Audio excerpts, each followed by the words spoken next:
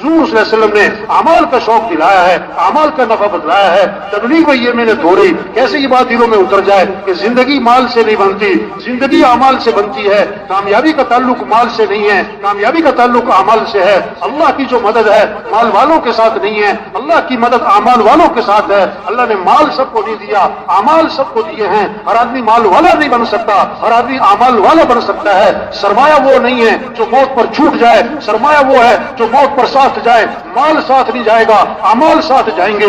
सरमाया माल नहीं है, सरमाया अमाल है। सरमायादार माल वाला नहीं है, सरमायादार अमाल वाला है। सरमायादार अमाल वाला है ये जिसके पास अमाल नहीं है।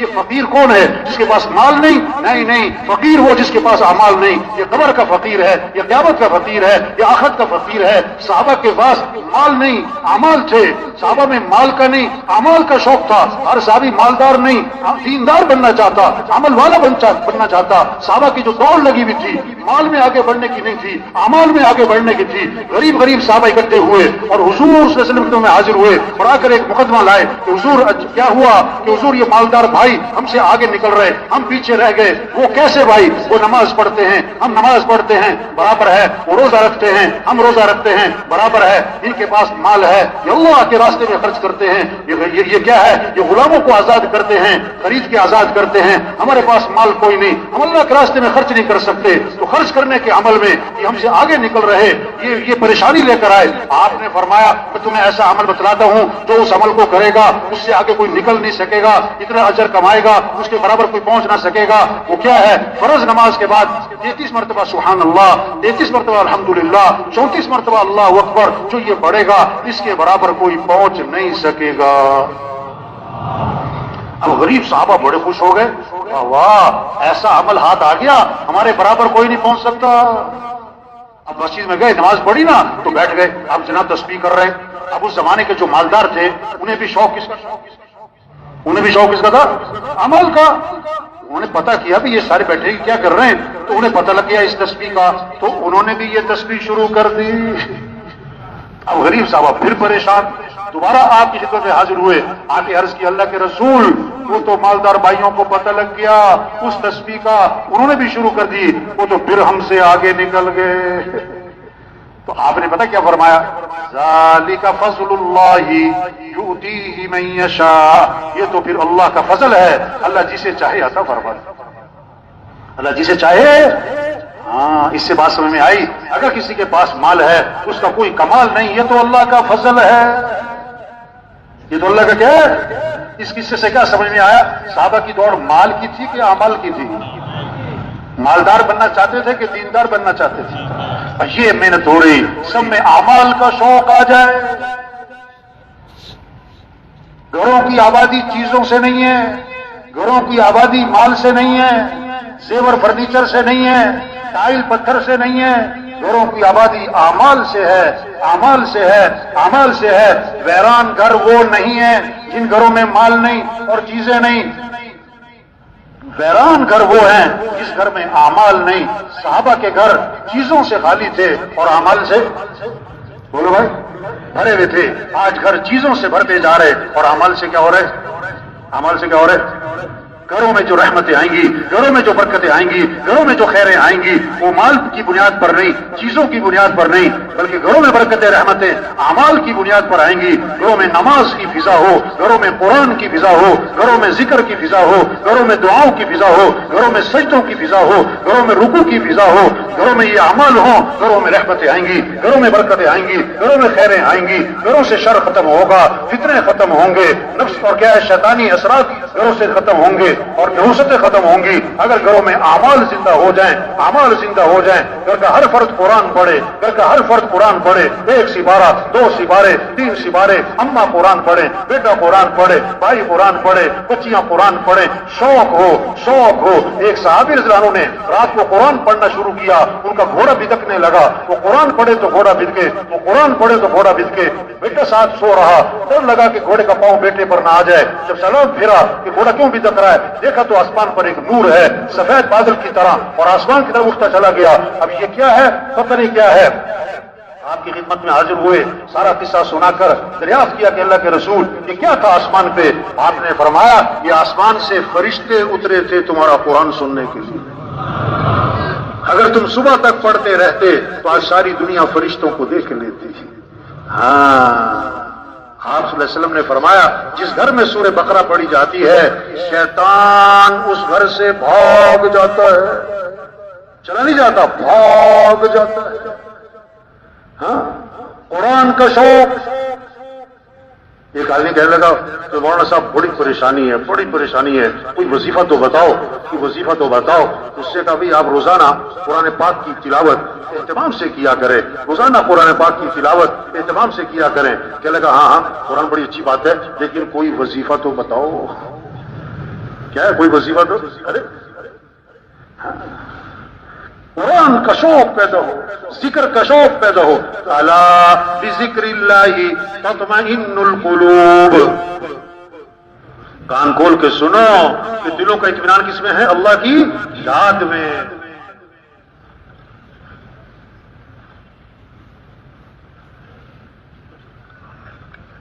دلوں کا اطمینان کس میں بھائی؟ اللہ کی۔ ہاں، آپ صلی اللہ علیہ وسلم نے فرمایا جو 100 مرتبہ پڑھے لا الہ الا اللہ، کتنی مرتبہ؟ 100 مرتبہ، جب قیامت کے دن اٹھے گا تو اس کا چہرہ 14ویں رات کے چاند کی طرح چمک رہا ہوگا۔ آپ صلی اللہ علیہ وسلم نے فرمایا جنت کی چابی لا الہ الا اللہ۔ ایک حدیث میں آتا ہے جنت کی قیمت لا الہ الا اللہ۔ آپ نے فرمایا کوئی گناہ ہو جائے تو فوراً کوئی نیکی کا کام کر لیا کرو صحابہ، تاکہ گناہ کی نوست دھل جائے۔ صحابہ نے عرض کیا حضور لا الہ الا اللہ، اس کا پڑھنا بھی نیکیوں میں شامل ہے؟ آپ نے فرمایا یہ تو سب سے افضل نیکی ہے، یہ تو سب سے۔ آپ نے فرمایا اپنے ایمان کو تازہ کرتے رہا کرو، واہ واہ، جددوا ایمانکم، اپنے ایمان کو تازہ کرتے رہا کرو۔ صحابہ نے عرض کیا حضور ایمان کو کیسے تازہ کریں؟ آپ نے کیا فرمایا لا الہ الا اللہ، اس کو کثرت سے پڑھو، 100 دفعہ نہیں، 200 دفعہ نہیں، کثرت۔ اور علماء نے لکھا ہے جو 300 دفعہ پڑھے گا وہ کثرت میں آ جائے گا۔ بچے بچیاں بوڑھے جوان، ہمارے غریب ہمارے امیر، ان کے ہاتھوں میں تسبیح ہو اور کیا پڑھ رہے ہوں لا الہ الا اللہ۔ آپ نے فرمایا سبحان اللہ کا ثواب احد پہاڑ سے بھی زیادہ ہے، الحمدللہ اس کا ثواب احد پہاڑ سے بھی زیادہ ہے۔ واہ واہ، یہ کمائی ہے۔ سبحان اللہ، جنت میں درخت لگ گیا، الحمدللہ جنت میں درخت لگ گیا۔ آپ صلی اللہ علیہ وسلم نے فرمایا کیسی خوبصورت حدیث ہے، کمال کے الفاظ ہیں، کلمتان خفیفتان علی اللسان ثقیلتان فی المیزان حبیبتان الی الرحمن سبحان اللہ وبحمدہ سبحان اللہ العظیم۔